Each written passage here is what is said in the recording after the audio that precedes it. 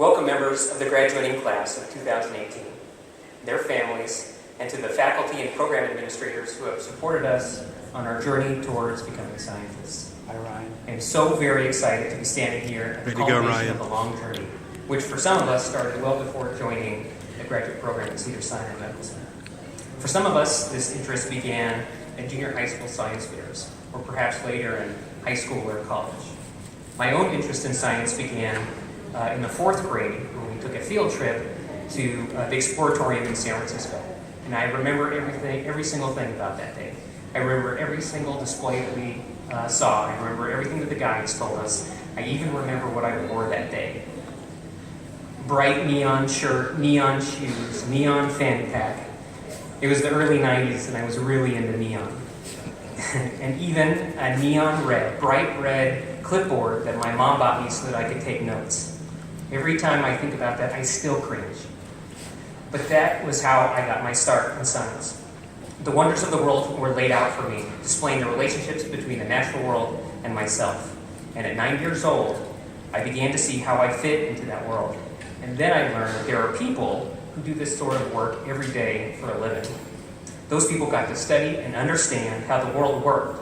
And at age 9, I desperately wanted to understand how the world worked as well. As I grew older and passed from one existential crisis to the next, I found that science gave me the opportunity to contribute to something bigger than myself, regardless of how small that contribution was. I believe science increased humankind's understanding of the universe, and I also believe that it might grant me some form of immortality. Although I would be gone someday, my contributions would remain, and others would build their work upon my own, just as I had done. As I complete my PhD program, I'm struck by how unique my experience at Cedars-Sinai was. I've previously had the opportunity to work or attend at other graduate universities, and Cedars-Sinai is wholly unique. For those who may not know, traditional biomedical programs have their graduate students attend a series of core courses that are designed to weed out students based on their ability to take in information and regurgitate it back out. Cedars-Sinai is wholly different in that it bases all its core curriculum around certain body systems. So what this does is it leads to stronger context of the information, longevity, and the meaning of the curriculum being taught. At Cedars-Sinai, the courses are led by a strong group of physicians and scientists who give a unique and in-depth perspective to their work. They're not just teachers, they're doers. And finally, a strong sense of community here is like nothing I've ever experienced before. I've watched relationships foster continuing collaborations among researchers in different fields here at Cedars-Sinai and abroad. And this is especially important for me as a student because it gave me the comfort level to reach out to these people outside of my field to ask for technical assistance or advice on projects. And this has only had the effect to enrich and hasten the progress of my projects. So after conferring with fellow peers about our shared experiences, I've chosen a few bits of wisdom that may help future graduate students in their endeavors. The first is to learn, and I'm still learning this one, to learn to fail quickly. Once an idea for an experiment is considered feasible, test it, analyze it, and then move on to the next step. Don't think and rethink the experiment over and over again, just do it. Test your working hypothesis, quickly eliminate the possibilities, and then this will allow you to further refine your hypothesis.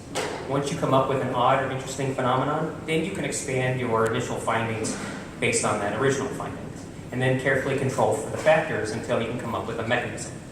Careful consideration is always important, but in an environment where innovation is the currency of science and technology, your ability to find your experimental niche quickly will aid you not only in graduate school, but in your future endeavors. So fail quickly, sleep on it, and then move on. The second piece of advice that I was given is to learn to celebrate small victories. Research by its very nature is a string of failures, both intellectual and technical, from which you learn to adjust your approach. Take the time to acknowledge your successes, whether it be getting your positive controls to work for a tricky assay, or finding the right therapeutic concentration of a drug to protect your cells from injury. The appreciation of small victories will help keep you buoyant in a sea of setbacks. An upperclassman once told me that graduate school is like a marathon, not a sprint. And so acknowledgement of these small successes can help you to recognize that you are doing things that few people in the world will have ever done or are ever likely to do. Your job is hard. But the accumulation of small victories, with the accumulation of those small victories, you will succeed. And the final piece of advice that I've been given, and I'll share with you now, is to be able to learn the difference and tell the difference between good ideas and bad ideas. I call them good ideas and bad ideas because I couldn't think of a better terms to come up with. Good ideas are those ideas that follow logically within your research. These ideas lead to a reasonable next step from point A to point B. The idea of if some is good, then more is probably better, next step. Bad ideas are those ideas that don't necessarily follow logically with your research. They don't give you a precedent to follow. They represent gaps in the rational progression of your experiments from point A to point G. My own experience with bad ideas involved learning how, as Dr. Vardan mentioned, adult salamanders can completely regenerate missing limbs. And this process involves generating a stem cell cap to form a new limb, which is completely dependent on the innervation of nerves within that regenerating limb. But it was a huge leap of reason to think that perhaps salamander stem cells in culture, when stressed, would dump signaling factors that could drive differentiation and growth of mammalian nerve cells, despite being separated by 300 million years. But in fact, that's what appears to be happening. So my advice on this matter would be to rely on good ideas to drive your research. Use good ideas to lay the foundation and advance the progression of your studies. But also learn to embrace the bad ideas, because some bad ideas are too important not to pursue.